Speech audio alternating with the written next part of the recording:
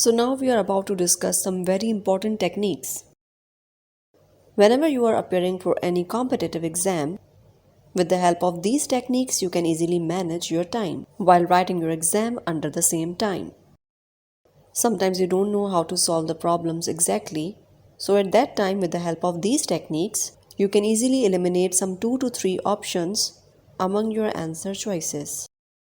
I can say that these are the very important and helpful techniques which I'm going to explain you today. So there are 4 techniques basically.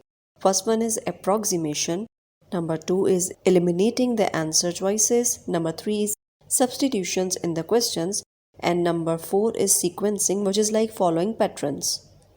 Now coming to the first one, which is approximation.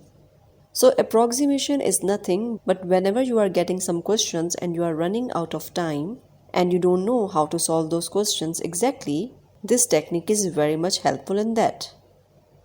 So with the help of this approximation technique, easily you can eliminate 2 to 3 answers from your answer choices and you can come closer to the nearby answer. Now let us apply this technique on one of the examples. So let's have question number 1. A person is traveling from A to B with a speed of 20 miles per hour and returns from B to A with a speed of 30 miles per hour. Find the average speed of total journey. So if you look at this question, the question says that there is a person who is traveling from A to B with a speed of 20 miles per hour and he is returning from B to A with a speed of 30 miles per hour, and now it is asking about the average speed. So now if you don't know how to solve this question exactly, so when there is one person whose traveling speed is 20 miles per hour and returning speed is 30 miles per hour, so can you say that the average can be somewhere between 20 to 30 miles? Okay, so based on this logic, come to the options, and the options which are lesser than 20 or greater than 30, you can straight away eliminate those options. 18 is lesser than 20 miles and 32 is greater than 30 miles. So you can straight away eliminate option A and E. So now we know one thing for sure, that average speed does not mean the average of these two speeds. So definitely your number will be the number which is average of these two numbers. So now by using this logic, you can straight away eliminate option D, which is 25. And another logic, your average speed will be somewhere between 20 to 30, but it cannot be 20. So you can eliminate option B as well. So the only option which is left, that is option C, 24 miles per hour. So that will be your answer.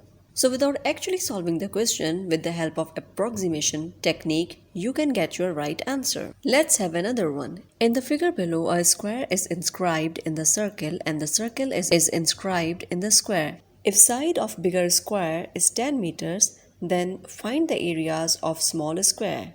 So if you look at the figure, there is a big square and inside it a circle is inscribed, and inside a circle a small square is inscribed.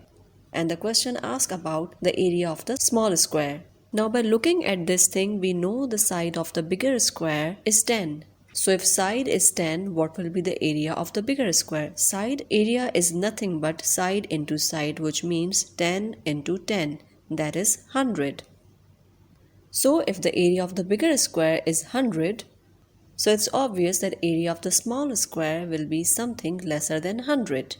So by using this logic, you can straight away option D and option E. Now, how to find what is the approximate area? You are left with 3 options. Now, if you use a little bit of logic, I'm just changing my figure slightly. I'm rotating the square a little bit, so you can see this will be the final figure. So after rotating the figure, if I divide my bigger square into 4 parts, so if you can see, this small square is exactly half of the bigger square. So if bigger square area is 100, so the area of small square is 50. So your answer will be 50. So without solving it actually, we got our answer with the help of approximation technique.